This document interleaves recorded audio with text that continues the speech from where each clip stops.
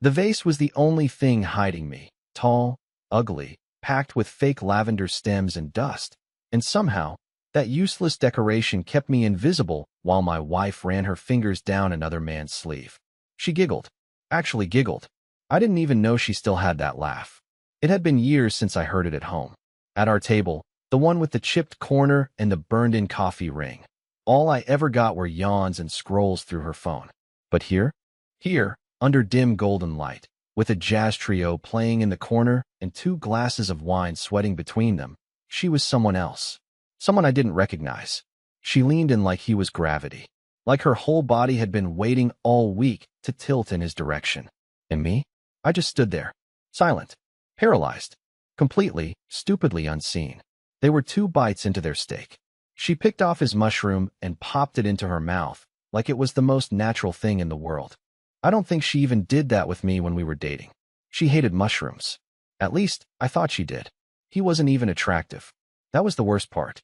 He was aggressively average. One of those men whose only defining features were confidence and cologne. He wore both like a badge. But she looked at him like he was some rare god carved from marble.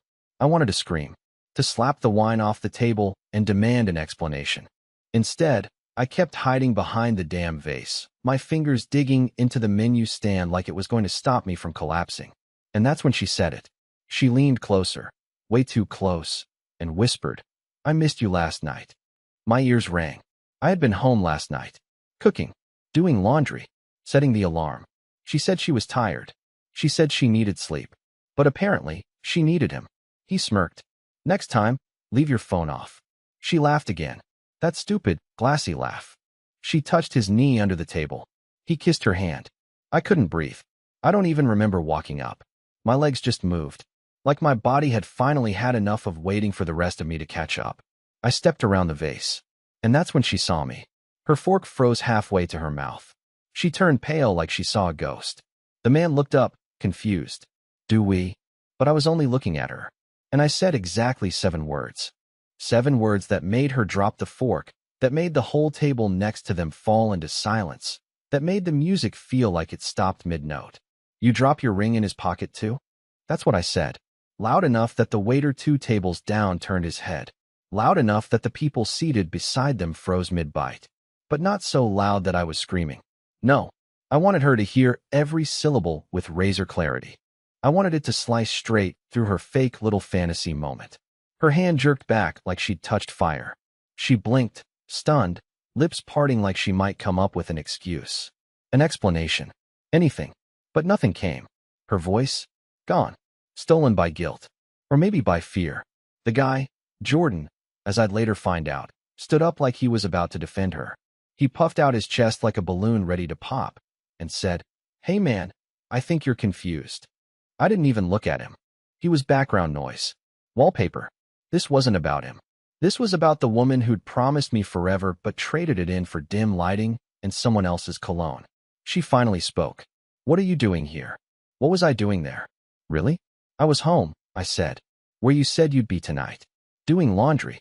Eating leftovers. Watching that dumb baking show you pretend to hate." Now her face flushed red. Not from embarrassment. No, it was something else. Anger. Because I had dared to interrupt her lie. "You followed me." I laughed. Not because it was funny, but because the absurdity of it was choking me. She cheats. She lies. She makes plans under my nose. And I'm the problem for following her? "You left your location on," I said with a shrug.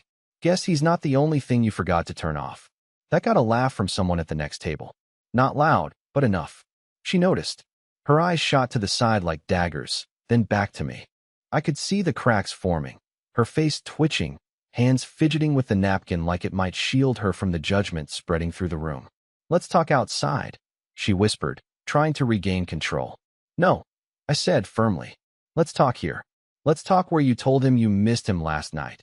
The same night I was folding your laundry and cooking you dinner you didn't bother to eat." She sat down again. Not by choice. Her legs gave out. Jordan tried again. "Look, man." I turned to him. Calm. Dead-eyed. "You touch her again, and I'll make sure your next date's in the ER." He sat. Fast. She tried to grab my hand across the table. Habit, I guess. But I pulled back. I wanted her to feel the space. The space she'd carved with every lie, every text, every silent night pretending she was too tired or not in the mood. "I didn't plan for this to happen," she mumbled. That's the line. That's the line every cheater pulls out when they've run out of lies. Like it just happened to her. Like she tripped and fell into another man's bed. "Oh," I said, tilting my head. "But you had enough time to plan outfits, reservations, excuses. Sounds like you planned everything but getting caught." She was crying now, not sobbing, just that quiet, guilty, pathetic kind of crying that tries to look innocent. But there was nothing left to save. I pulled something from my jacket pocket and set it on the table. Her wedding ring. I'd taken it from her jewelry tray before leaving the house. She hadn't even noticed it missing. That said everything, didn't it? "Looks like you won't be needing this anymore." She gasped. "You're ending this? Just like that?" "Just like that," I said. "Same way you ended us." Then I walked away, past the stunned tables, past the waiters frozen in place, past the hostess who looked like she'd just watched a movie unfold in real life. And I didn't look back. But oh, the real storm didn't even start until the next day. I didn't sleep that night. Not because I was hurt. That happened long before the dinner. I didn't sleep because I was finally awake. You spend so much time lying next to someone who's already miles away, and when the truth finally breaks open, it's like your whole brain is catching up. I laid there in the dark, the house too quiet, noticing everything. The faint hum of the fridge, the streetlight flickering outside, the empty space on the other side of the bed where she usually left her cardigan, her phone, her lies. By morning, I deleted every photo we ever took. Not in a rage, just calmly, one by one. I even laughed at a few. Our 5th anniversary trip, the one where she said she'd come down with food poisoning, but now I realize she was probably texting him from the bathroom. That blurry Christmas photo where I'm wearing a reindeer sweater and she's forcing a smile. All of it looked different now, like I was an extra in my own marriage. At exactly 6:42 a.m., the call started. I let the first 5 go to voicemail. She didn't leave a message.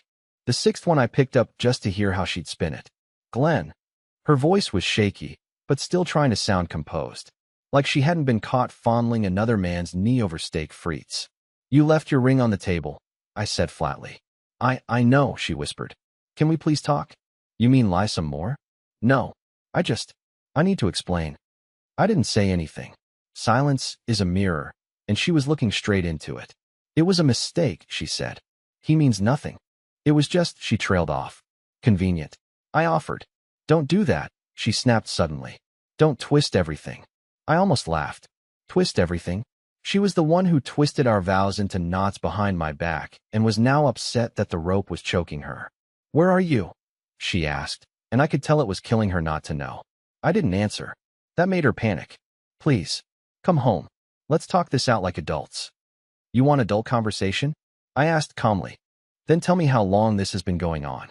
Tell me when you stopped respecting me. Tell me when lying became easier than loving me." She went quiet, and that told me more than anything.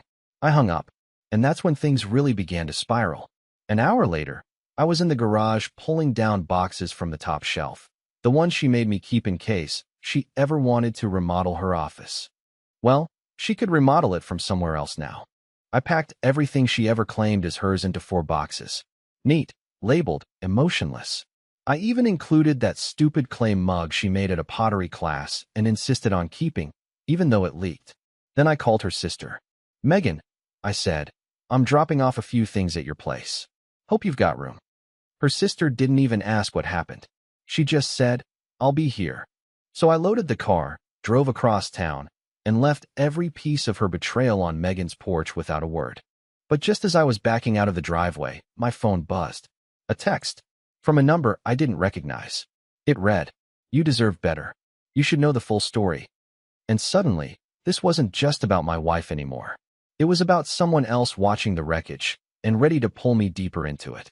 I stared at that message like it had teeth. You deserve better. Who says that out of nowhere? And why now? The timing was too perfect, almost scripted. I didn't reply right away. My thumbs hovered over the keyboard, heart pounding harder than it had during the confrontation at the restaurant. I wasn't scared. I was curious. Curious in a way that makes your stomach twist, because once you know more, you can't unknow it. I finally replied, "Who is this?" The typing dots appeared almost instantly, like they were waiting for me to respond. I work with your wife. I saw things. I heard things. I couldn't stay quiet anymore. My jaw clenched. So it wasn't just the restaurant or that one dinner. There were things, plural, and someone had seen it. Someone had been watching the slow death of my marriage unfold while I was still tucking love notes into her lunch bag like an idiot. I replied again, "Tell me everything." The response came in pieces, but each one landed like a brick to the chest. According to this person, they never gave a name. The affair had started nearly a year ago. Not with some random guy she met recently. No, it had started at her office retreat. The one she said was boring and mostly PowerPoint presentations. They told me she and Jordan had been flirting in plain sight for months. People saw them sneaking off during lunch breaks, disappearing together during off-site meetings, and even exchanging little notes folded into her planner. I didn't want to believe it. I didn't want to see her as that cold, that calculating. But then I remembered the green envelope, the laughter over wine, the mushroom, the ring. Everything was fitting together now, painfully, perfectly. I asked, "Why are you telling me this?" They answered, "Because she's not the only one hiding something.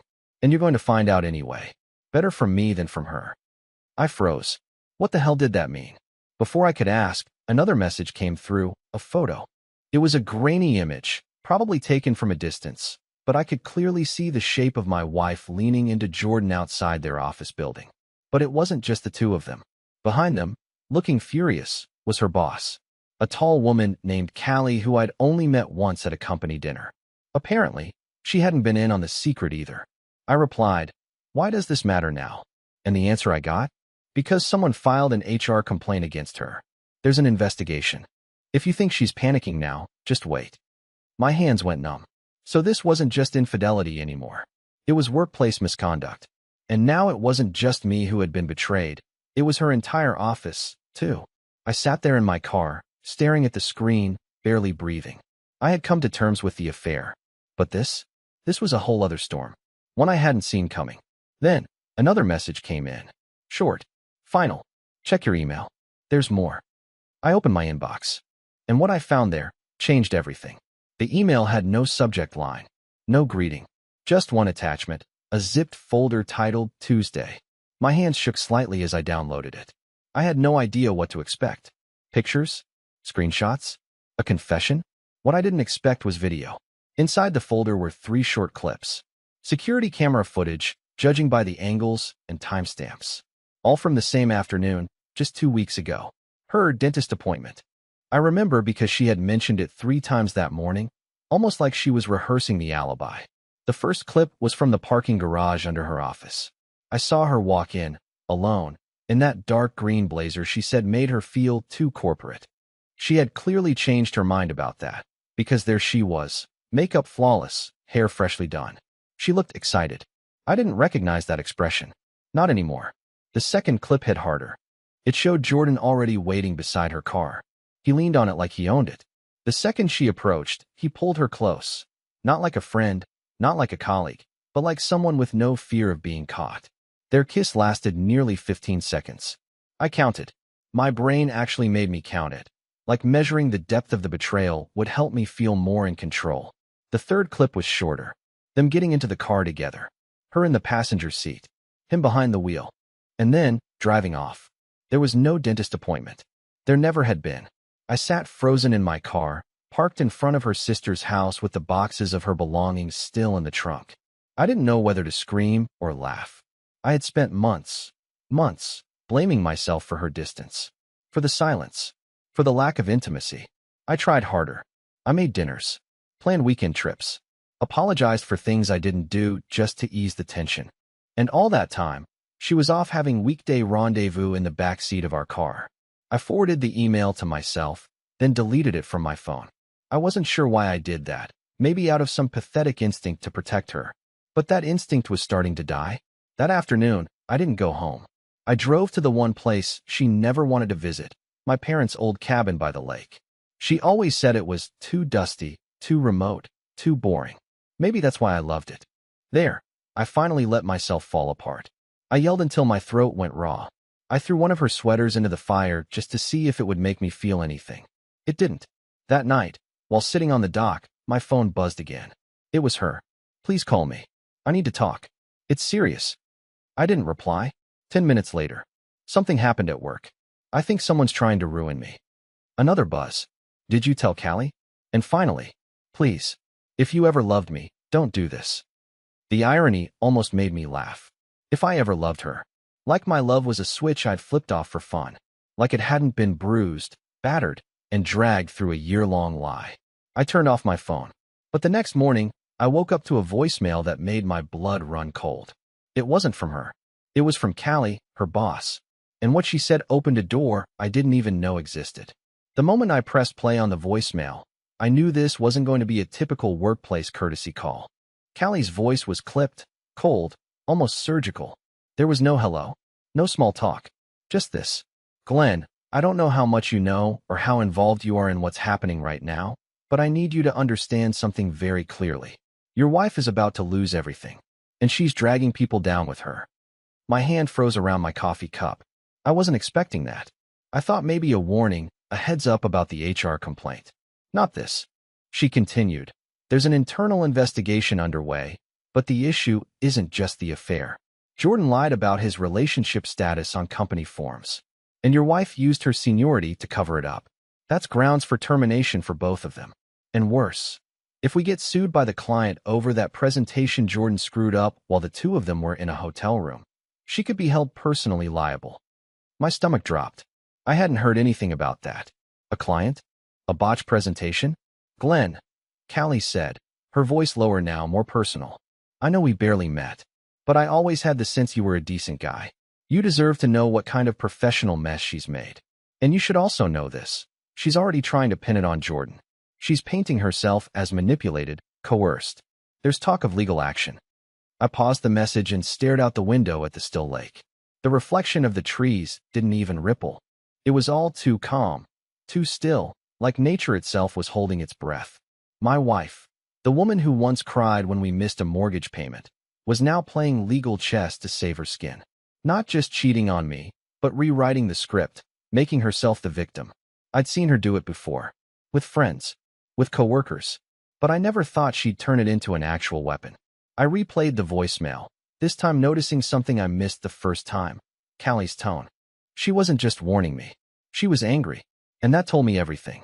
This wasn't a boss protecting her company. This was a woman who felt betrayed by someone she trusted. I texted her.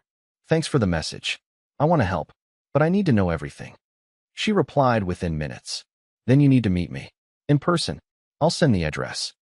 That night, I found myself standing outside a wine bar on the other side of town. Not the kind of place you go to relax. The kind of place where secrets swirl with every glass poured. Callie was already there, sitting in a corner booth. She looked exactly like she had the first night I met her. Powerful, poised, and absolutely done with everyone's nonsense. Thanks for coming, she said, sliding over a thick manila folder. I opened it, and what I saw inside made everything I thought I knew look like child's play. It wasn't just Jordan. There had been another man. Before him. Different city. Different retreat. Different lie. And this time, it had almost cost someone their marriage and their job. I didn't believe it until I saw the records, Callie said. She's done this before. You were never the problem. I didn't speak. I couldn't. Every word felt like glass in my throat. But inside, something finally cracked. Not from grief, but clarity. This woman I'd been grieving? She never existed. And now, it was time to stop surviving and start planning. I left the wine bar with the folder pressed tight under my arm, like it was radioactive. Because in a way it was. It carried the weight of a truth I had only scratched the surface of. On the drive back to the cabin, I couldn't stop replaying what Callie had told me. The second affair. The manipulation.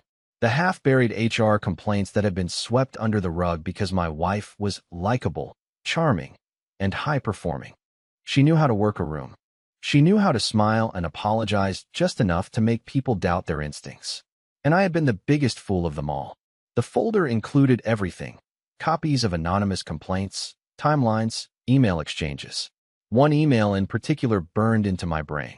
It was from her to some guy named Reed, dated nearly a year before she met Jordan. The subject line? Miss Friday already. The body? Just one sentence. That thing you said in the elevator is still echoing in my head.